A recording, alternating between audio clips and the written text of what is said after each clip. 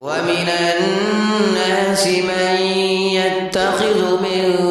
دون الله أندادا يحبونهم كحب الله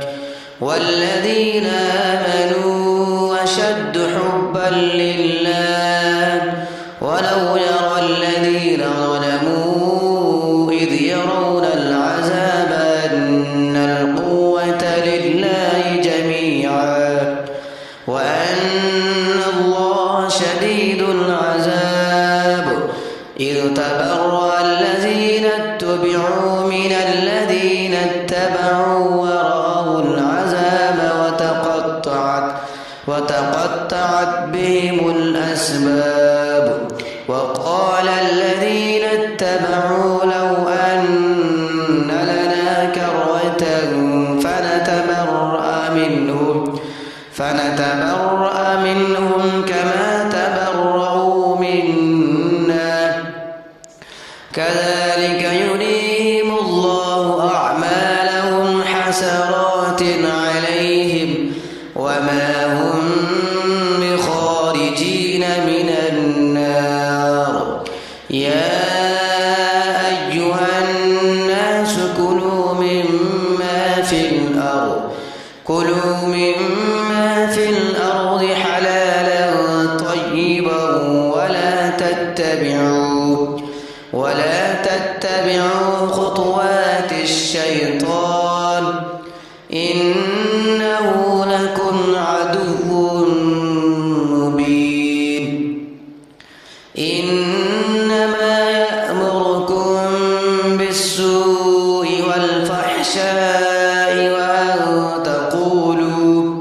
وأن تقولوا على الله ما لا تعلمون وإذا قيل لهم اتبعوا ما أنزل الله قالوا بل نتبع ما ألفينا عليه آباءنا أولو كان آباؤهم لا يعقلون شيئا ولا يهتدون ومثل الذين كفروا كمثل الذي ينعق بما لا يسمع إلا دعاء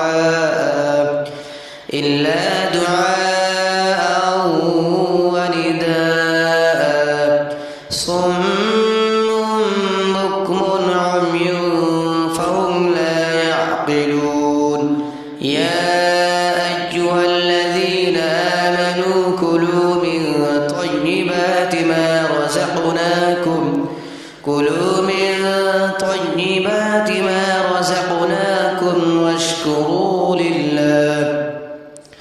واشكروا لله إن كنتم إياه تعبدون إنما حرم عليكم الميتة والدم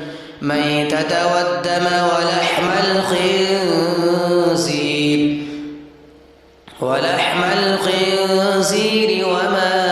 أهل به لغير الله فمن اضطر غير باغ ولا عاد فلا إثم عليه إن الله غفور رحيم إن الذين يكتمون ما أنزل الله من الكتاب ويشترون به ثمنا قليلا أولئك ما يأكلون في بطونهم إلا النار ولا يكلمهم الله يوم القيامة ولا يزكيهم ولهم عذاب أليم أولئك الذين اشتروا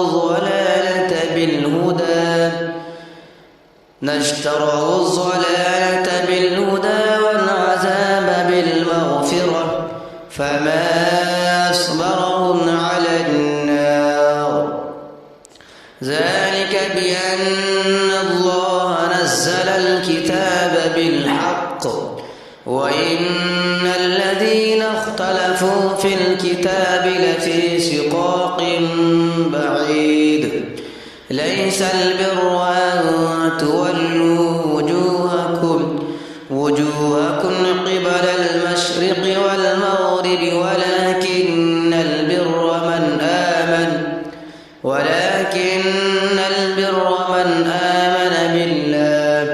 من آمن بالله واليوم الآخر والملائكة والكتاب والنبيين وآتى المال على حبه ذوي القربى واليتامى والمساكين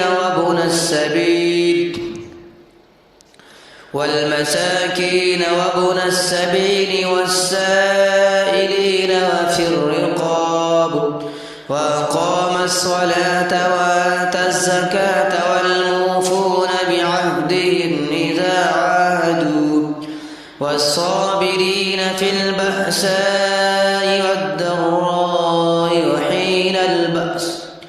أولئك الذين صدقوا وأولئك هم المتقون. يا أيها الذين آمنوا كتب عليكم القصاص في القتلى الحر بالحر والعبد بالعبد والأنثى بالأنثى فمن عفي له من أخيه شيء فاتباع بالمعروف وأداء إليه بإحسان ذلك تخفيف من ربكم ورحمة فمن اعتدى بعد ذلك فله عذاب أليم. ولكم في القصاص حياة يا أولي الألباب لعلكم تتقون. كتب عليكم إذا حضر أحدكم الموت إن ترك خيرا الوصية للوالدين والأقربين بالمعروف حقا على المتقين. فمن بدله بعدما سمعه فإنما إثمه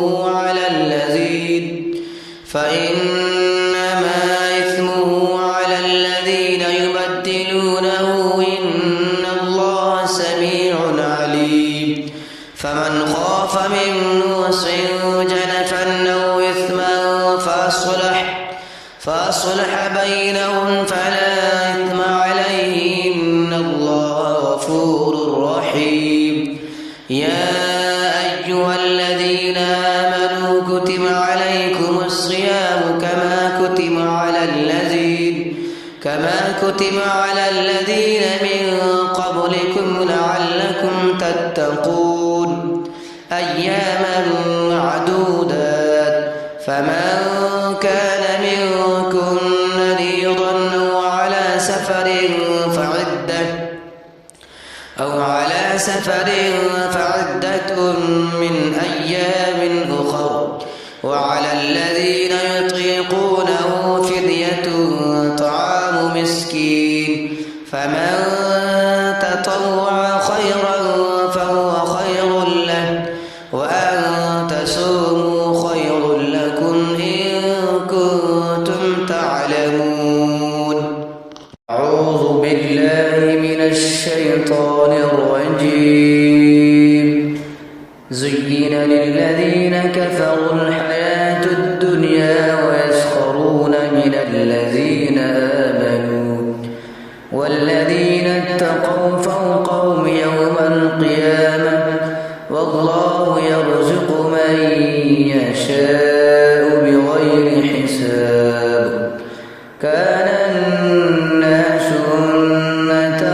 واحدة فبعث الله النبيين مبشرين ومنذرين وأنزل معهم الكتاب بالحق ليحكم بين الناس فيما اختلفوا فيه وما اختلف فيه إلا الذين أوتوا من بعد ما جاءتهم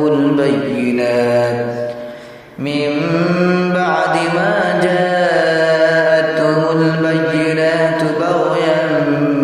بينهم فهدى الله الذين آمنوا لما اختلفوا فيه من الحق بإذنه والله يهدي من يشاء إلى صراط مستقيم.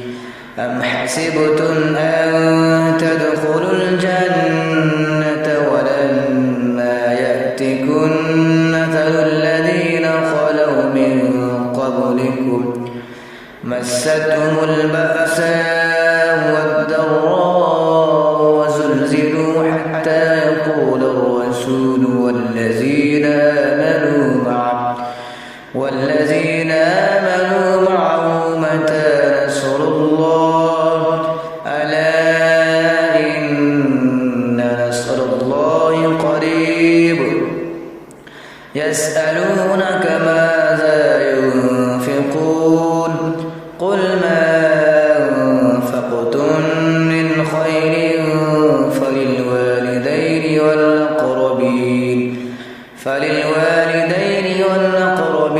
واليتامى والمساكين وابن السبيل وما تفعلوا من خير فإن الله به عليم. كتب عليكم القتال وهو كره لكم وعسى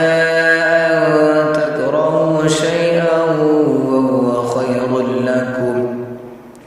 وعسى أن تحبوا شيئا وهو شر لكم والله يعلم وأنتم لا تعلمون. يسألونك عن الشهر الحرام قتال فيه قل قتال فيه كبير وصد عن سبيل الله وكفر به والمسجد الحرام وإخراج أهله منه أكبر عند الله والفتنة أكبر من القتل ولا يزالون يقاتلونكم حتى يردوكم عن دينكم إن استطاعوا ومن يرتد منكم عن دينه فيمت وهو كافر فأولئك حبطت أعمالهم في الدنيا والآخرة وأولئك أصحاب النار هم فيها خالدون. إن الذين آمنوا والذين هاجروا وجاهدوا في سبيل الله أولئك يرجون رحمة الله والله غفور رحيم. يسألونك عن الخمر والميسر قل فيهما إثم كبير ومنافع للناس وإثمهما أكبر من نفعهما ويسألونك ماذا ينفقون قل العفو كذلك يبين الله لكم الآيات لعلكم تتفكرون في الدنيا والآخرة. ويسألونك عن اليتامى قل إصلاح لهم خير وإن تخالطوهم فإخوانكم والله يعلم المفسد من المصلح يصلح ولو شاء الله لعنتكم إن الله عزيز حكيم ولا تنكحوا المشركات حتى يؤمن ولأمة مؤمنة خير من مشركة ولو أعجبتكم ولا تنكحوا المشركين حتى يؤمنوا ولعبد مؤمن خير من مشرك ولو أعجبكم أولئك يدعون إلى النار والله يدعو إلى الجنة والمغفرة بإذنه ويبين آياته للناس لعلهم يتذكرون ويسألونك عن المحيض قل هو أذى فاعتزلوا النساء في المحيض ولا تقربوهن حتى يطهرن فإذا تطهرن فأتوهن من حيث أمركم الله إن الله يحب التوابين ويحب المتطهرين نساؤكم حرث لكم فأتوا حرثكم أنى شئتم وقدموا لأنفسكم واتقوا الله واعلموا أنكم ملاقوه وبشر المؤمنين ولا تجعلوا الله عرضة لأيمانكم أن تبروا وتتقوا وتصلحوا بين الناس والله سميع عليم لا يؤاخذكم الله باللغو في أيمانكم ولكن يؤاخذكم بما كسبت قلوبكم والله غفور حليم للذين يؤلون من نسائهم تربص 4 أشهر فإن فاءوا فإن الله غفور رحيم وإن عزموا الطلاق فإن الله سميع عليم والمطلقات يتربصن بأنفسهن 3 قروء ولا يحل لهن أن يكتمن ما خلق الله في أرحامهن إن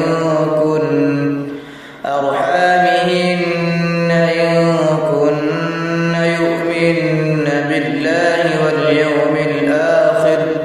وبعولتهن أحق بردهن في ذلك إن أرادوا إصلاحا ولهن مثل الذي عليهن بالمعروف وللرجال عليهن درجة والله عزيز حكيم الطلاق 2 فإمساك بمعروف أو تسريح بإحسان ولا يحل لكم أن تأخذوا مما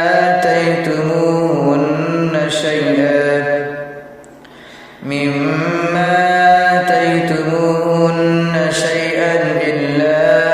أن يخافا ألا يقيما حدود الله فإن خفتم ألا يقيما حدود الله فلا جناح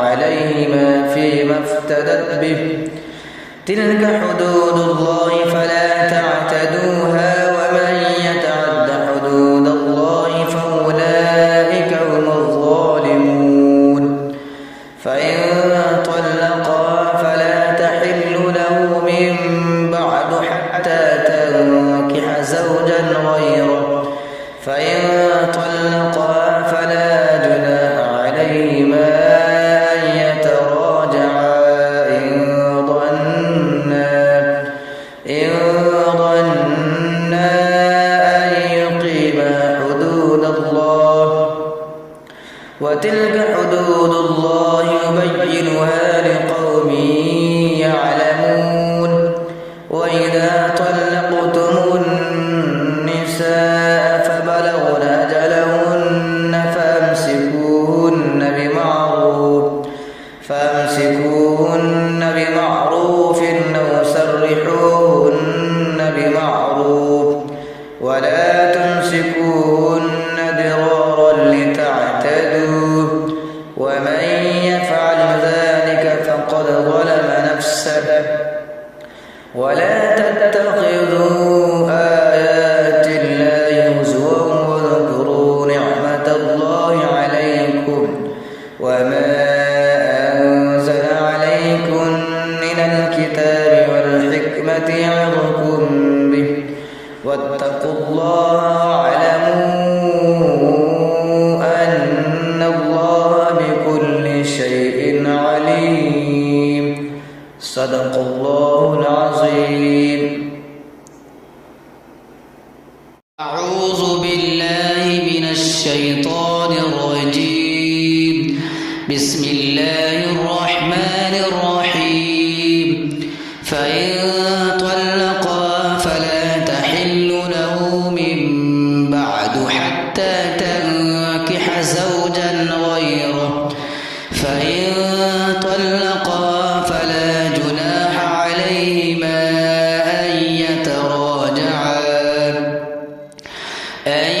يتراجعا إن ظنا أن يقيما حدود الله وتلك حدود الله يبينها لقوم يعلمون وإذا طلقتم النساء فبلغن أجلهن فامسكوهن بمعروف أو سرحوهن بمعروف ولا تمسكوهن ضرارا لتعتدوا ومن يفعل ذلك فقد ظلم نفسه ولا تتخذوا آيات الله هزوا واذكروا نعمة الله عليكم وما أنزل عليكم من الكتاب والحكمة يعظكم به واتقوا الله واعلموا أن الله بكل شيء عليم. وإذا طلقتم النساء فبلغن أجلهن فلا تعضلوهن أن ينكحن أزواجهن إذا تراضوا بينهم بالمعروف ذلك يوعظ به من كان منكم يؤمن بالله واليوم الآخر ذلكم أزكى لكم وأطهر والله يعلم وأنتم لا تعلمون.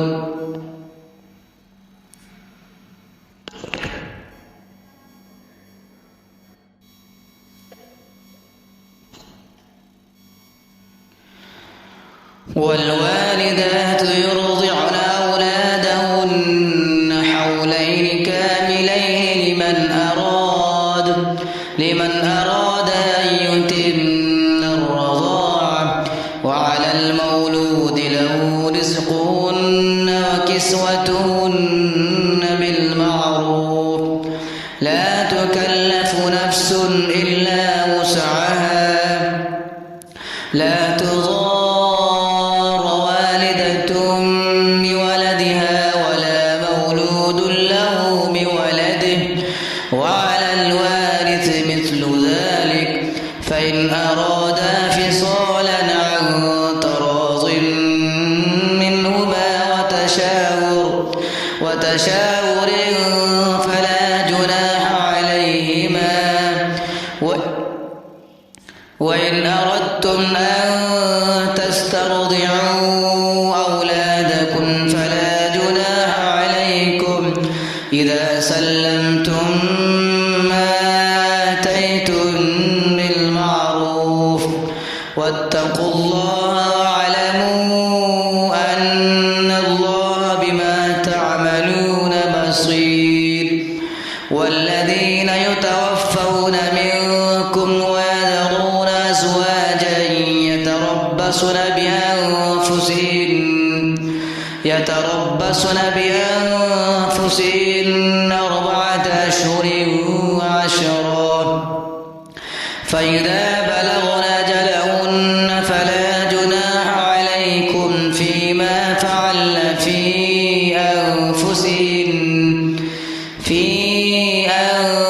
أنفسهن بالمعروف، والله بما تعملون خبير. ولا جناح عليكم فيما عرضتم به من خطبة النساء أو أكننتم في أنفسكم، علم الله أنكم ستذكرونهن ولكن لا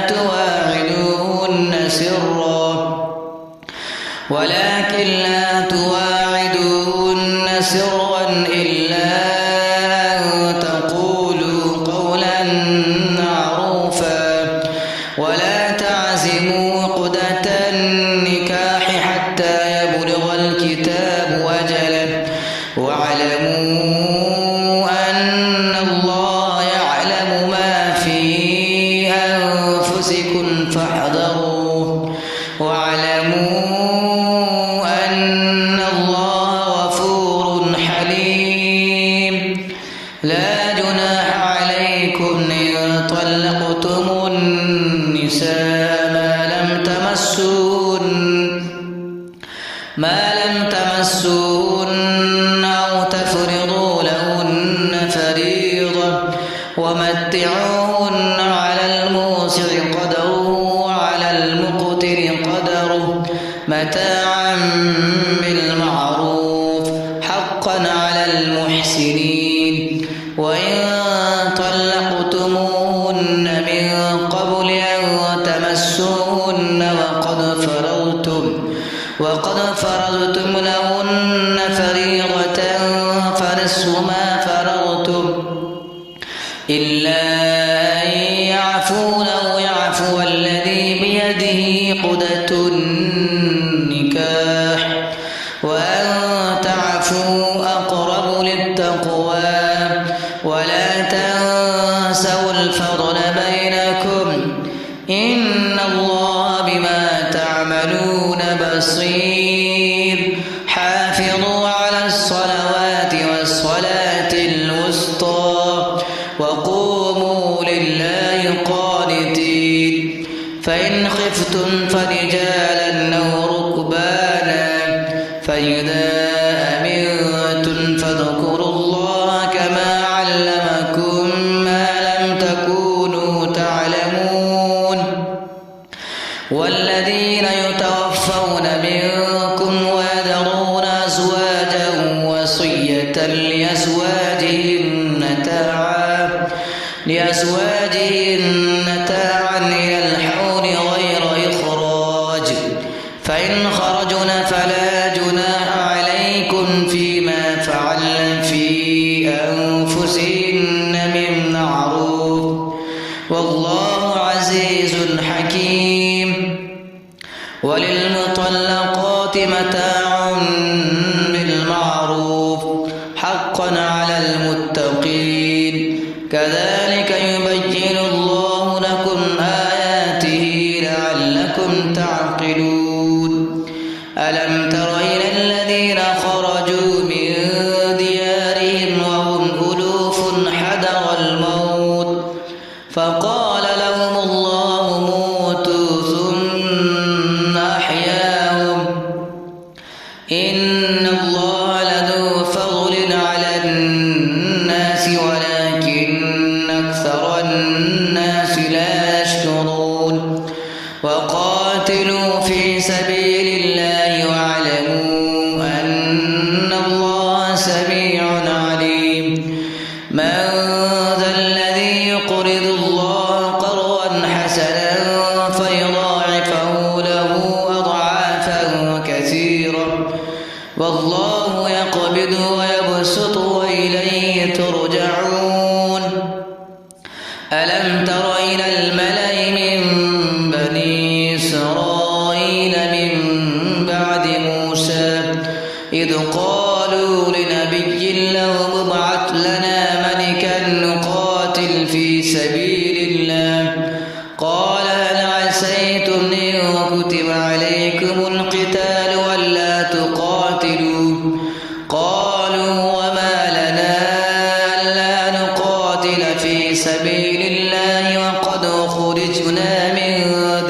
أخرجنا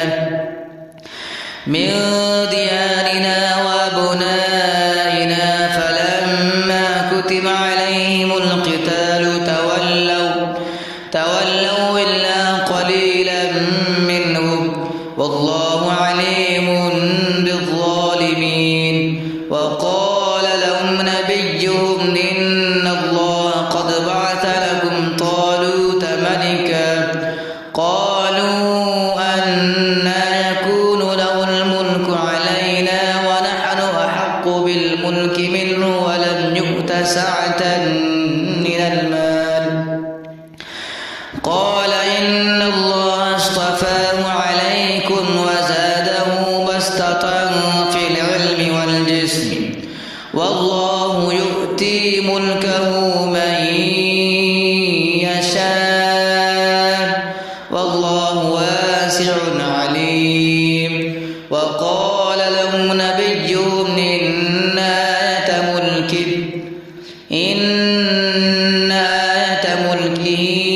أن يأتيكم التابوت فيه سكينة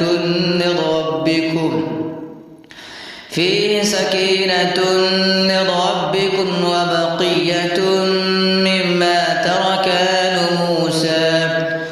مما ترك آل موسى وآل هارون وتحمله الملائكة إن في ذلك لآية لكم إن كنتم مؤمنين. فلما فصل طالوت بالجنود قال إن الله مبتليكم بنهر فمن شرب منه فليس مني ومن لم يطعمه فإنه مني إلا من اغترف غرفة بيده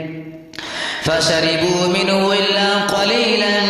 منهم فلما جاوزه هو والذين آمنوا معه قالوا لا طاقة لنا اليوم بجالوت وجنوده قال الذين يظنون أنهم ملاقو الله كم من فئة قليلة غلبت فئة كثيرة بإذن الله والله مع الصابرين. ولما برزوا لجالوت وجنوده قالوا ربنا افرغ علينا صبرا وثبت أقدامنا وانصرنا على القوم الكافرين فهزموهم بإذن الله وقتل داوود جالوت وآتاه الله الملك والحكمة وعلمه مما يشاء ولولا دفع الله الناس بعضهم ببعض لفسدت الأرض ولكن الله ذو فضل على العالمين. تلك آيات الله نتلوها عليك بالحق وإنك لمن المرسلين.